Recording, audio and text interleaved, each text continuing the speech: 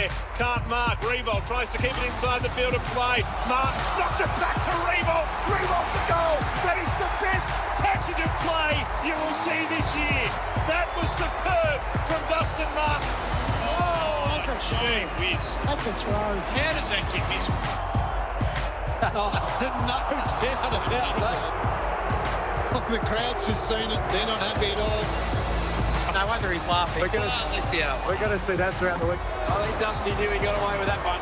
There's smiles all round. Hey, when you're Dustin, you can do what you like. Yeah, that's right. Make your own rules. Now, if Ben Stokes is going to start walking on an inside edge, you got to go, no, he threw that. I can't be kicking that goal. He threw that. We're doing our part for the great game it is. We're in Brisbane Bronco territory there. All right, we're trying to get new fans across. Good evening. How are we? Adam Treloar, hello. How you going? When did you know that he'd thrown it? When I saw it on the big screen. Right. So I just thought This is it, isn't it? This bit here, I sort of looked at it. Have a giggle. And then I had a bit of a laugh. Yeah. The crowd, you can see they're having a laugh too. They agree with it. And then just shake their head. It was funny to watch at home. Yeah, Quite funny to watch at I home. was hoping he would pick it up and kick another goal from that pocket. How spectacular was he? No, we know. What do you feel like when you watch Dustin Martin play? Well, I watched the game. I was lucky to watch the game from the start, and he can dominate in the midfield, go forward, absolutely dominate. I think every touchdown on the weekend was contested. Kick 6 goal. Like, it's just, he's the best player. He's the best player in the game. I said earlier in the year, Paddy Cripps, and he's right up there too. But Dusty's form over the last 6-7 weeks is just. Makes a difference. Wow, Makes a difference when you do it in a he's final, incredible. doesn't it? Post the game, Lynchy came up to me. He goes, "How many do you reckon Dusty kicked tonight?" And I was like, "Oh, maybe 4." He goes, "He's kicked 6." And then I said to him, I played with him against Brisbane in his second year, and he had 35 and kicked 5 as a second-year player. He can just do it all. It's just unbelievable. Very, very, Unbelievable. we just, I suppose on the weekend, we put him where we needed him. We needed him to kick goals, and he did. So curious and unusual moments. There was just one other that was pointed out to me after half-time coming back out. He's just got to keep it nice and loose and just sing along to the PA on the way back. What are you doing, buddy? Is this after the game or during the game? during the game. Coming back after half-time. What are you singing? I just love how the camera's on you. I think it was the Kiss Me song, the Kiss Cam. Not as good as after the grand final when you cut up with stage. The camera was on you recently when you kissed one of your My teammates. teammates. Oh, yeah. Brady true. Don't just remember. Think all the time that the camera's on both of you. Okay, so don't pick your nose. Yeah. Don't do anything silly. Okay. I love my teammates. Yeah, Yes, of course you do. that was a bit of fun. The serious of the night is the pall that's over the football world at the moment. So you arrived at Richmond just after Danny had finished up. Yep. But there were echoes and influence of Danny. There is, and word spreads like gospel inside football clubs, and they're always great stories. And there's a fantastic story that Chris Newman's told me on many occasions about when Spud was right at the end of his coaching tenure, and being the joker that he was, he knew he was under the pump. So the boys have gone up to the Graham Richmond room, and they've walked up the stairs to the meeting room there, and Spud's standing there, and he's got the compressor from the boot starters room, and he's standing there with it over his head like this. And everyone sat down, and they're thinking, what is going on here?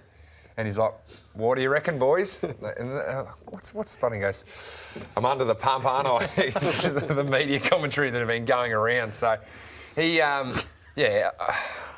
know that I've heard that story 24 times in the last 36 hours, and it's still funny when someone tells it they think for the first time. Yeah. He's yelling out, "Look at me, I'm under the pump," and he was under the pump. I tell you, to come up with that says a lot about. One of the things that I look for in people is the ability to take the mickey or the piss out of themselves, and I think that's a great trait to have as a person. And he just, as you said before us coming on, he did anything that the show needed him to do on bounce, or if someone needed a spark, whether it was on radio, he provided that. It was great fun to be around. Last night, and I've been at Fox Footy now for 3 years, I felt a sense of helplessness. I was sort of didn't know what to do. Like I wanted to come in here and be around people that are my colleagues here at Fox, and it's a bit of no man's land. It was a bloody tough afternoon, and I saw him and Rancy in the Golden Fist in some of the overlay there before, and spoke with Rancy, and he's flat as a tack, and it's just... We got off the show last night and Hutto walked in. Yeah. Hutto. I said, "What are you doing here?" He goes, "I don't know. I just wanted to come in." Yeah, it's funny It was that really Jack says that, moving. because I've only been here for a year, and when I found out the news, it was just I just couldn't believe it. I never met the guy. I can tell how much of an impact he had on so many people by the stories that I've heard in the last 24 hours. Robert Harvey, obviously banger at the footy club, was one of his best mates, and quite emotionally, and rightfully so he should be, because of obviously the tragic circumstances. And I remember when I found out, I was the exact same. I just wanted to come in. I just wanted to just tell everyone that just It's how nice. lucky we are, how grateful we should be for what we have. I've been so open and forward about my own struggles this year, and just seeing that, it just really touched me. It was just, I still feel lost. Going into the club today, just felt lost. And Bucks brought us in together and just spoke about the great man that Danny Frawley was. So part of his legacy is, and his family spoken about it tonight, and they'll find some comfort in it, was his willingness to talk about his struggles and to try to normalise it. And it is something that has become more commonplace in the football conversation. He's one of the elders. You're one of the current who's sort of taken that up. Is that the stigma has very much been removed? Oh, well and truly. I listened to that SAC podcast, and I actually listened to Danny Frawley. He's one, I think, 2 weeks ago, and I wish, because I remember when I listened to it, and I really didn't know how bad his mental side was, I guess, and how much he struggled, and that's just because I didn't know the guy. And when I was, listening to him talk, in that moment, I wanted to meet him. I wanted to ring him. I wanted to meet him. I wanted to chat to him. And I just wish, I was so shy. I obviously wouldn't. I was just too shy. So I wish I had enough balls, I suppose, to have rang him and had a chat with him. And obviously you can never foresee what's going to happen. And obviously we didn't anticipate this to happen. But yeah, my heart goes out to him, because I know he had his struggles. He spoke about his struggles, and I well and truly have my struggles. And like I said, when I heard about this, it's something that I can relate to. And just again, my heart just goes out to him. It's just so crazy. You're speaking like a leader in this field, because you didn't speak to Danny, and I don't know what I'm talking about sometimes, but use the strength of not calling him and feeling uncomfortable about that. Use that. And become a disciple of Danny's, mate. Yeah. You're already on the way there. Yeah. You're there. Yeah. Well, I think I've the platforms where I've been able to talk about it on the show, in the documentary that we did, I think the message is really getting out there, and the amount of positive feedback that I've got on, being able to talk about it, because it is very hard. It is hard because there is a stigma, like we talk about, and it's breaking. We're breaking it. We're slowly breaking it, and. But, we're meant to be big macho men who don't have feelings, and, we're lucky we get paid the big bucks. We kick the footies every week. You know what I mean? So, so it's hard to break it, and to finally, have had enough balls to come out and talk about it. It's been hard doing it, but, the positive, and it just reinforced it yesterday. Like, like I said, I'm just lost. Like, I just feel so sorry for his family, for him. He's like, I've never met him. His beautiful daughters who, I don't think any of them are married. Danny's not going to be able to see his own daughter. It's just heartbreaking. It just breaks my heart. And I didn't know the guy. Brilliant. Absolutely brilliant. People are sitting at home right now going, wow. They really are. I'm sure these two are as well. I am right here, right now, I can tell you that. It is amazing, buddy. That's how far you've come in 12 months. Now, football. Scott Pendlebury sat here 2 weeks ago with yourself and Jared and said, "Do you know what we have to do well? The fundamentals." I said to you upstairs, as soon as you walked in, I saw you. You didn't fumble and your hands were magnificent. It was you played a great game, big final. How would you rate your game, and go on to the rest of the club? Yeah, I'm very pleased with how I went. The non-fumble, that recognition with you straight away. Yeah, well, I usually am very critical of my own performance, but I was very pleased with how I went. Defensive side, my pressure and whatnot was really good, but that bled into the whole group. Yeah, it did. You know, the most pleasing thing, Robbo, is the last 6 weeks or the last 6 games we've played, 5-6 games, we've played a really good brand of footy. I feel like we've gone back to the way we've wanted to play. And the month leading into this game, obviously on the weekend, gave us a lot of momentum to go into this game full of confidence. And the most pleasing thing again on top of that was we knew how we wanted to play and we wanted to start the game well. And we did both those things really well. And Geelong, we felt as though Geelong in that second half really gave us their best. And to keep them to 51 points, very pleasing. Jumping here, Jack, I find when you've got a talent-laden forward group and it's just getting thrown in together, sometimes to find that selfless level is really, really difficult. And I reckon people have been thinking you're going to have Elliott, you're going to have to go here, you're going to have Hoskin, Elliott, Stevenson. How is that going to gel? I saw a really selfless Collingwood forward group. And even with you and Lynchy, mate, how's it going to gel? You know, people, I've called you before, a very selfless player. It stands out in both groups forward that they're very selfless forward groups. I think it's heightened at this time of year because every club that's still involved in the finals is so close to that glory. So players will look outside of themselves, but it's the mark of a good culture. I think that behind the doors and players do things without touching the ball that need to be recognised, and that's the coach's job and the player's job. And if they're getting that fulfilment inside the football club and inside the meeting room, then they'll continue to do it. And it simply comes down to what does your group reward? Do they reward guys kicking heaps of goals and doing the individual things, or do they reward the team acts? And I think both our clubs do that. I think it also shows the character of the individuals. And exactly what Jack's saying, it's not I know within our group, and you can see it with the Tigers too, it's not about the individual who kicks the goals or gets the touches or whatever it is. It's about cohesion in the groups, the mids, the backs, the forwards as a group, and obviously the reward being winning games, then ultimately hopefully winning premierships. So very selfless bunch of guys we have at our footy club. It's good, must be good fun. It must be great fun. It is, and that's the other aspect of it is actually getting enjoyment out of other players playing well and being a part of it. Whether that's the direct goal assist or your little chain down the line, or a tackle, the fact that you tackle or a smother. Yeah, or you might even just keep running backwards so that someone can run into an open goal. It's taking enjoyment out of different things and being authentic with it. Do you get enjoyment watching other teams play or individuals? And we're talking about Dusty then. One of the best things I've seen this year so far, and I should have told Timmy so we could play it now, I just thought of it then, was Jeremy Howe's dive smother.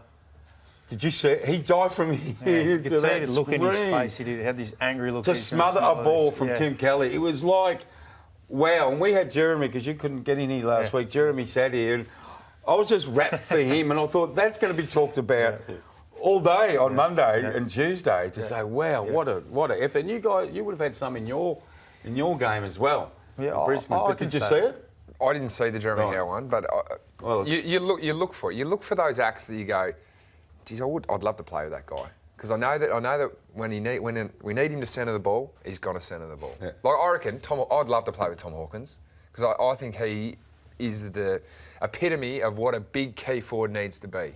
He's completely unselfish, 24 goal assists this year, and I reckon that's what got him over the line for the second spot in the All-Australian. Yeah, no doubt. He's the epitome of a big key forward that I would, if I had a young guy, I'd go and watch Tom Hawkins play and try and model your game around the way he goes about it. Yeah, I've been appreciating Nick Nat. Nick Nat's been You just want him to be on the side and Tim at the end of that. But you talk about appreciation of other players, and wow, he has a massive impact on that team when he's up and about. Jordan Great DeGoey, discussion. Yes, Jordan DeGoey got to Munich today. His was the line of the day. What do you hope? I'm going to Oktoberfest. Did you really? It starts soon, I think. that actually wouldn't surprise me if he did. Are you worried that he might not come back? He might put on a bit more weight. So this is a difficult period for him. He lasts a minute into the game. He gets the hamstring. Yep. It's 22 days from there to the grand final. It's fanciful to think that he's going to be there, but you've got to try everything. Yeah, well, obviously he's so important to us. And what he brings to us within the group. I think Buck said today something about it's like a Hail Mary pass, obviously flying him to to Germany. But yeah, like I said, he's so important to us, and you want to. He's getting you don't want to doorstopped leave at- any. Yeah. Yeah, that's so crazy. Yeah. You don't want to leave any. Is that in stone Germany? unturned. Yeah. Oh, we've lost the plot. I'll tell you that. I thought that was We at have Melbourne lost the plot. Airport. That's at Munich. I'm surprised that he's German? not there with What's him. his German like? I don't know, but I'm more jealous that he got to fly business class. I think he got to fly business What, class. Eddie there. didn't have him flying private? I thought it would have been private, wouldn't he? But yeah, no, obviously leave no stones unturned. So You just hope- if we can get him back. Yeah, you just hope for someone like he's an explosive beast. You just hope that it doesn't linger around for him because he's one of those guys that you love to watch to play, Robbie. You want to see him out there doing his thing. Oh, absolutely. If anyone's similar to Dustin Martin, in my opinion, Yeah. it's someone like Jordan Goey. Yeah, he is, but he's got a bit to go. Oh, of course. Let's not put him on that pedestal. Not at all am I putting anyone on that pedestal. Let's talk Brett Delidio. You would have been in preparation mode. When did you become aware that was going to have been his last game because he got injured? Well, pretty much in between the gap of that finishing and us starting. So it was pretty sort of close. Someone mentioned to me, "Oh, Lids has done his calf," and I was like, "Oh," like I didn't know that they'd planned to do this, and he will cherish, knowing Lids, he will cherish this moment forever. I saw a fantastic photo of him and his two girls running out onto the ground, and he's a very sentimental person, Brett. So yeah, this would have meant the world to him, and I think he's obviously struggling still a little bit because he wanted to keep playing. He'd been training well, but unfortunately, it wasn't to be. Yes or no, very quickly, running out of time. Are you happy with the Toby Green penalty? I thought he would have got a week. That was my gut feel. Jordan? But you want to see the good players Not Jordan, Adam. Jordan Goey or Jordan Lewis? Adam, for 4 years, Jordan's always been there. Yeah, I understand why he doesn't get suspended because you want to see guys like him playing. So, because he's. Do the he's players a think star. that the AFL has played a role in this? Oh, I can't say. Yeah, I Well, don't you've want just answered. I just don't want to say anything controversial, but. But seriously, I was listening to you, Jared, driving up to Bungaree today, and people are ringing up. The public are ringing up saying, the AFL's been involved in this, they've leaned on the MRP and say, no way, on the tribunal, we don't want him out. We don't want him out. I argued strongly last week. At the end, I didn't even know why he got charged, and at the same time, I didn't know why he got $7,000. It was rough and tumble, but the people have lost a little bit of faith. So you in the don't AFL think over you this. should have got anything for that? Well, when they didn't charge him for eye gouging or unnecessary contact of the face, I didn't know what he was charged for. Well, he was going to get charged for pulling Bontempelli's hair from the precedent that Nat Nui and Zach Merritt got. So he's going to get something at I'll least. give him a $1,000 fine. Anyway. He did plead guilty of the serious misconduct. A rascal to finish us. A rascal. Well, we have just been talking about this man, and the end comes for all us, and unfortunately, it's come for Lids in that game there. But you want to take a few little mementos, and he's trying to pinch the ball here at the end of the game. Just watch the verbal here. It's like, I'll keep that to the umpire. Went to stick it up the jump like that. Didn't buy into any sentiment there, though, that umpire, As if he doesn't get to and made keep him it. give the ball back. So I'll tell you what, Robbo. What have you said? Give it back, number 2. This ball here is going in a post bag tomorrow, and it is going straight up to GWS. Is that the actual ball though? No, it's not. Jared, sign it. Jared, you'll sign it. We'll send it up to To him. Lids. To Lids, all right. No, we'll give it Treloar, to 10 him. out of 10 tonight. He was best on by an absolute mile. Well Well done, done, buddy. mate. Fantastic. Enjoy your weekend off, and we'll You- see you in the is you build up next to the week? prelims. Yes, I am. Great. All right, open mic.